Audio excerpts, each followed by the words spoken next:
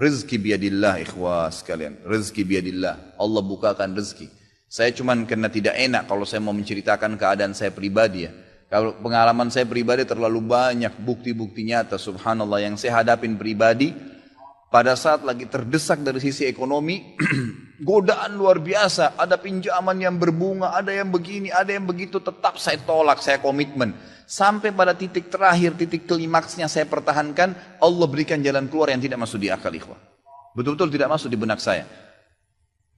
Saya ceritakan salah satunya, pada saat saya ada masalah kemarin di Kalibata. Ini untuk diambil ibrah saja. Restoran saya buka 2 tahun 8 bulan.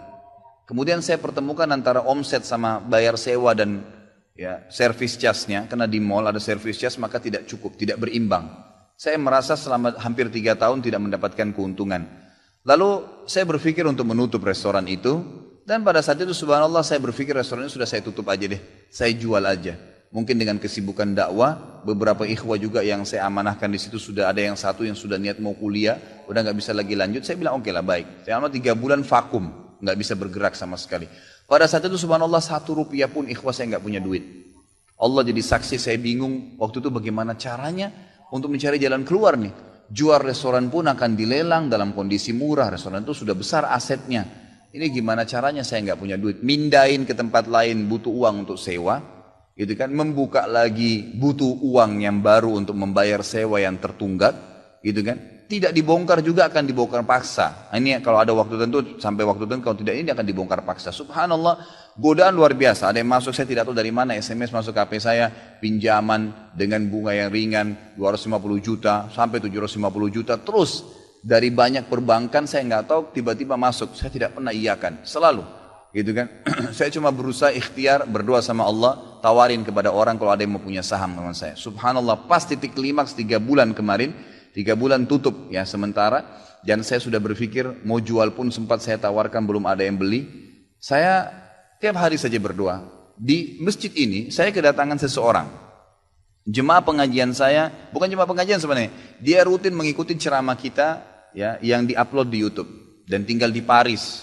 Orang Indonesia, orang kita tapi tinggal di sana. Datang selama ini dia selalu kalau saya punya program gali sumur diikut. Ada program kemarin badal haji ditipin uangnya. Selalu program sosial diikutin sama dia. Subhanallah pada saat lagi dia bilang sama saya SMS, Ustadz saya mau ke Jakarta, saya ingin hadir pengajian Ustadz langsung. Saya bilang baiklah kalau gitu silahkan fadhal. Selesai pengajian kita waktu itu selesai jam 9 malam kurang lebih seperti jam-jam seperti ini. Lalu kemudian dia datang sebelah saya belum pernah lihat orangnya. Lalu dia salaman sama saya, dia bilang Ustadz saya Pak John Firdaus, dia bilang sama saya gitu. Terus saya bilang, oh iya Pak, saya belum paham nih. Dia bilang, saya yang dari Paris Ustaz. Oh antum, terus salaman lah, ngobrol-ngobrol. Sampai ke mobil gitu kan. Saya sempat kasih dia beberapa buku yang biasa saya bawa di mobil. Ini akhi mungkin antum bisa baca-baca di sana sama keluarga dan seterusnya. Sebelum berpisah, dia bilang sama saya, Ustaz saya sempat bawa teman ke Kalibata.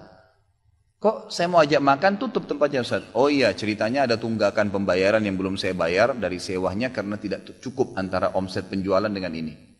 Oh gitu Ustaz, iya. Kira-kira butuh berapa biaya? Saya bilang, mungkin saya butuh sekitar 250 juta untuk memutar kembali restoran ini. Karena butuh ada tunggakan 168 dan saya harus dengan biaya operasional sekitar 250 juta.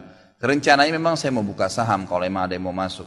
Dia bilang sama saya tiba-tiba, ini cuma mau berpisah di sini, di depan masjid ini, dia bilang sama saya, Ustaz kalau Ustaz bilang, saya baru saja kemarin masukin anggaran dana saya 400 juta di satu perusahaan. Kalau saya tahu saya akan ikut sama Ustaz. Ya sudahlah akhi, qadarullah nggak apa-apa gitu kan. Tapi kalau emang Ustaz mau, saya coba pikirkan nanti saya pertimbangkan. Kira-kira berapa? Saya bilang saya akan buka saham 250 juta itu 10% dari omset antum akan ambil. Karena aset restoran sekarang 2,5 M. Baiklah, dia bilang sama saya gitu. Saya pulang ke Paris ini, hari Senin saya berangkat, saya bicara sama istri, saya langsung kasih berita ke Ustaz lalu saya kasih. Baiklah saya bilang kalau begitu. Dia pulang, subhanallah, saya pikir ya sudahlah, ini mungkin dia mau pertimbangkan lagi.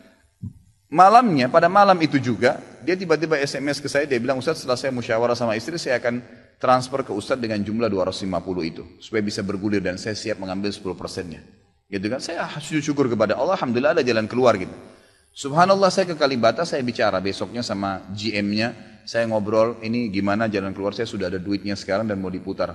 Oh udah gak bisa Pak Khalid, ini kan sudah 3 bulan vakum, udah gak bisa, harus Dibongkar, udah tutup, nggak bisa lagi. Kalau Pak Halid mau pindah tempat lain silakan. Atau mau buka sini kembali harus ganti nama. Baiklah, saya coba kembali kepada Allah SWT lagi berdoa, ya Allah berikan petunjuk, ada apa sebenarnya ini, bagaimana jalan keluarnya. Hati saya subhanallah cenderung untuk keluar, gitu kan. Udahlah mungkin saatnya untuk keluar dari situ, karena memang selama ini ada teman-teman saya berikan masukan juga yang sering datang, akhi di sini parkiran susah, akhi di sini kadang-kadang tidak ditahu dan seterusnya, lebih baik kalau ente keluar. Saya tiba-tiba berpikir mungkin saya keluar deh. Saya iseng aja di condet saya mutar-mutar, coba deh saya cari ruko, mungkin ada. Dengan 250 juta daripada saya bayar ke Kalibata, mendingan saya sewa ruko, mungkin bisa sewa 2 tahun, ya, mungkin 75 juta, 100 juta per tahun, saya bisa dapat 2 tahun, lalu saya coba gulirkan lagi. Dengan izin Allah, di depan rumah, di Jalan Raya Condet itu dekat rumah orang tua saya, ada 1 ruko, 2 ruko disambung, 3 tingkat, dan ruko itu bekas travel haji umroh, gitu kan. Pas dipasang spanduknya disewa, dikontrakin, gitu kan. Saya langsung tanya, saya telepon, setelah saya tinjau beberapa lokasi, kemudian saya tanya telepon. Dia bilang boleh, silakan Bapak lihat, saya lihat ke dalam, cocok, alhamdulillah 3 lantai itu. Kemudian saya tanya sewanya, ternyata dananya juga mencukupin, gitu kan, dananya mencukupin. Lalu kemudian saya mulailah ya proses, saya bayar sewanya, kemudian saya juga proses pemindahan, dan insya Allah dalam waktu dekat akan dibuka.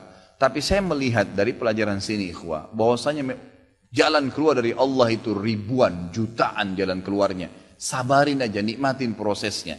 Setiap penawaran haram, tolak, jangan pernah mau. Dengan izin Allah akan ada jalan keluar. Tidak ada. Kata Nabi SAW, "Man taraka syai'an lillah abdalahu khairan min." Gitu kan? Jadi tidak ada sama sekali. Subhanallah, pada saat itu saya harus bayar sewa 225 juta. Uang sisa 250 juta pada saat itu. Terus kemudian saya sempat telepon ke akh itu lagi, ya, Pak John, semoga Allah jaga beliau. Saya sempat telepon, kemudian saya katakan, akhi, kemarin antum bilang antum sempat masukin dana 450 di 400 di Jakarta itu. Bagaimana kalau antum tarik uang itu, kalau masih bisa, kita gabungin aja, sahamkan per 250 juta itu ada 10%. Antum ambil aja 30% dari semua total omset penjualan nanti, tidak usah dengan 750, dengan 650 saja, gitu kan? Dia bilang kalau itu sudah nggak bisa Ustaz, tapi memang coba saya pertimbangkan deh.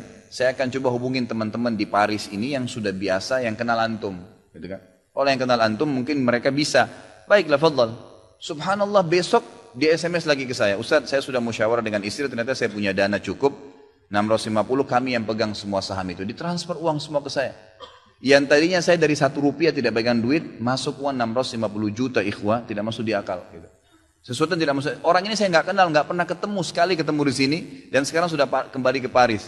Setiap kali saya bilang akadnya saya akan kirim, baru tadi saya kirim akadnya. Sudah nggak apa-apa Ustaz, saya percaya. Akhi, ini bisnis loh, bisa untung rugi. Sudah paham Ustaz. Orang lain aja banyak bisnis dia rugiin saya nggak takut, apalagi sama Ustaz. Sudah silakan, alhamdulillah. Saya melihat Allah berikan jalan keluar yang sangat dimudahkan. Yang penting nikmatin prosesnya dan yakin kepada Allah SWT. Jangan takut. Jangan takut. Dan ada banyak kisah seperti dalam hidup saya yang saya mungkin sebagian tidak diceritakan gitu kan. Cuma ini tadi saya buka supaya memang bisa ada pengalaman. Karena rata-rata sini karena hanya masalah kekhawatiran saja. Kekhawatiran rezeki yang insya Allah tidak akan ada masalah dalam kehidupan kita.